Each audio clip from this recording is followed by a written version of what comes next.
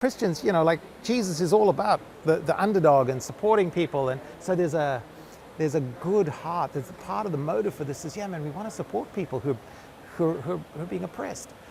But then they've layered this on with this self-loathing.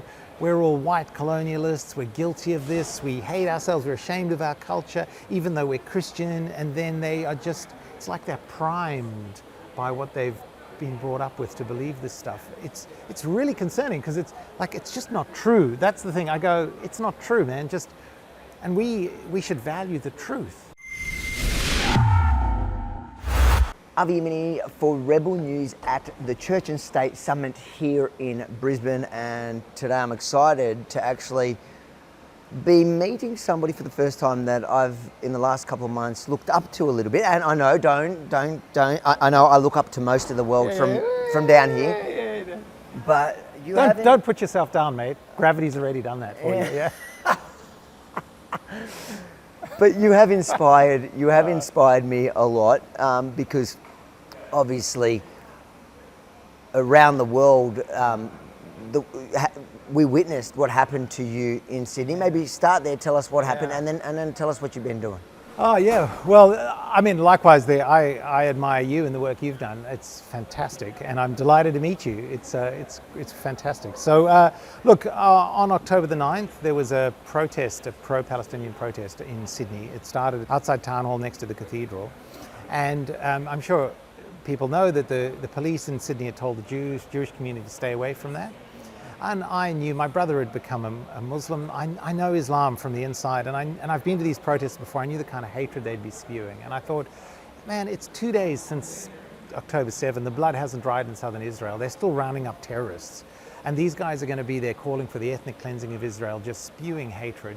And so I thought, well, someone's got to show up and actually provide a bit of an alternate voice and shine a spotlight so the rest of Sydney sees this hatred. So I phoned the police and I said, this is what I'm planning to do. They said, don't come down, we can't guarantee your safety, and if you try and do anything like that, like if you wave an Israeli flag, we'll arrest you for your own safety. So I thought, bugger that. For your own safety. Yeah, well, because it's easier to move on the Jew than to move on a mob. So, which is wrong. So I went down and stood on the steps of the cathedral in my clerical shirt, and the mob started going and they were chanting a whole bunch of stuff. I heard a small group of guys start saying, kill the Jews. But at that point I thought, I've had enough. Pulled out an Israeli flag, waved the flag. All the eyes turned on me, and then I got chased out of the square by a bunch of guys all dressed up and masked, threatening to slit my throat like this. So I ran up Bathurst Street and hid behind a police van. And then the police dispersed the guys who were chasing me, and then they marched from there down to the Opera House, and that's where we saw those, genuinely awful images of flares and trampling on the Israeli flag, trampling on the Australian flag, chants of gas the Jews, where's the Jews, and so on. So yeah, I did that because I wanted the world to see that this is un-Australian, that as citizens we have a right to be in our own city, and as a Jew, my mum's a Jew, as a Jew, I'm not going to be told to stay out of my own city because we want to appease a bunch of thugs. To put into context for people, October 9, the Israeli operation hadn't started. No, not a bomb had been dropped, not a soldier had gone in. They were still hunting down terrorists in southern Israel. So the only rationale for this was just pure hatred of Jewish people, hatred of Israel, hatred of the Jews, hatred of Western culture. It was extraordinary. And I think for me, the idea that hatred is now normalized. So we see that every week on our streets around the Western world, and now we see it as a celebration of resistance against oppression, when you go, no, it's just ugly hatred of Jews and of Western civilization. And since then, so you certainly haven't slowed down. It seems like even the mob chasing you out of Sydney didn't stop you. What have you been up to, and why do you continue? Well, I've co-founded a group called Never Again Is Now, where we are mobilizing the Christian and the secular Australian community to stand up and push back the hate that we see from radical Islam and the hatred from the radical left, and say, this is un-Australian, and we need to mobilize the broad Christian community to stand with and for the Jewish community. And how have you found that mobilizing of the Christian community? Look, It's hard. It's hard. I've found the involvement with the Jewish community wonderful. It's like I'm like this physical bridge trying to do something that really hasn't been done before. And it's a bit of my crazy background, you know, Jewish and Christian, and my brother was Muslim, so I get all of that. I think a lot of Christians are scared, they're apathetic, they hope it'll be someone else's problem. But most people, when I say to them, do you know that there's only 100,000 Jews in Australia? And do you know that Jews in Australia now feel scared in their own city, and they don't want to, you know, send their kids to school in their Jewish school uniforms? They wear civilian clothes to school and then change in their uniforms. And do you think that's right? Most Christians go, no, that's terrible, that shouldn't happen. So it's really about educating them about the experience of being Jewish in Australia now, and then going, is this the kind of country you want to live in, where one group can intimidate and threaten and be allowed to intimidate and threaten another group on the basis of race and under the guise of what's happening in another part of the world? So we're just doing that. We organised a massive event called Never Again Is Now. Had 12,000 people out in Sydney on the 12th of Feb. It was amazing. We had an event in Adelaide last week. We're planning Melbourne for May, Brisbane, Perth, and then we'll just see. We want to create a whole movement to renew our culture, push back the hate, mate. And when you gauge it, do you feel like from when you started this project, this campaign, Never Again, do you feel like you're getting somewhere, or is this an uphill battle?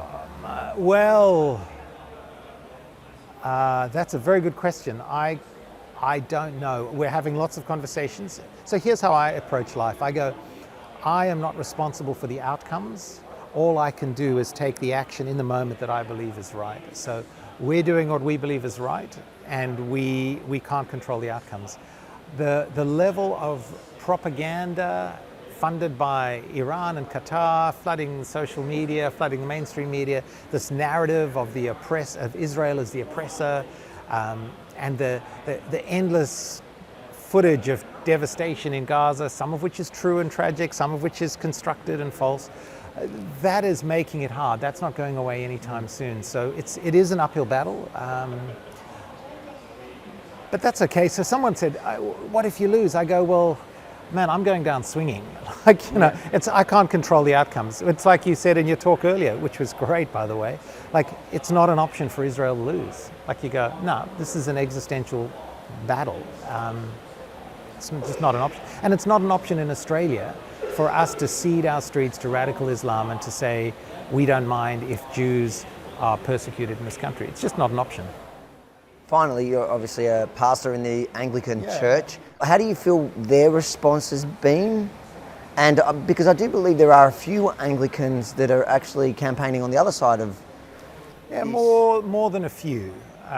So the Anglican Church is a broad church, and there are people with a wide variety of views.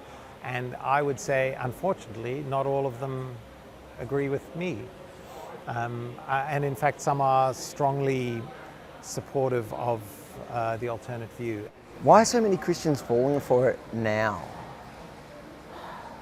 Like, if you look at the Middle East, you would think... It's insane, isn't it? Like, you just go, mate, if I had an answer to that, maybe I could address it. I think there's a broad cultural narrative that they've been brought up in.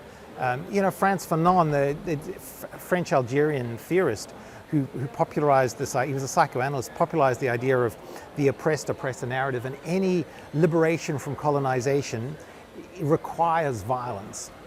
And so the Christians have bought, and Christians, like Jesus is all about the underdog and supporting people, and so there's a good heart. There's a part of the motive for this is, we want to support people who are being oppressed.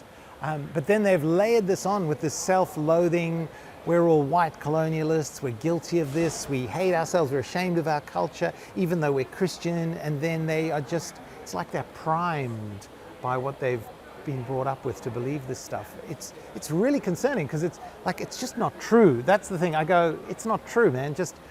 And we should value the truth. So, like, if Israel commits war crimes, then Israel's military should be held to account, 100%. If Bibi's decisions are dumb, he'll be held to account. Like, he'll get voted out, possibly, unlike Hamas, will just kill their opponents, right? Yeah. So it's a democracy, we hold it to account, but you've got to pursue the truth without fear or favor. And I don't know, man. So it's very concerning. I sometimes am full of despair at the state of our culture. I'm like, oh my goodness. But go down swinging, man. We can't give up. It's not an option.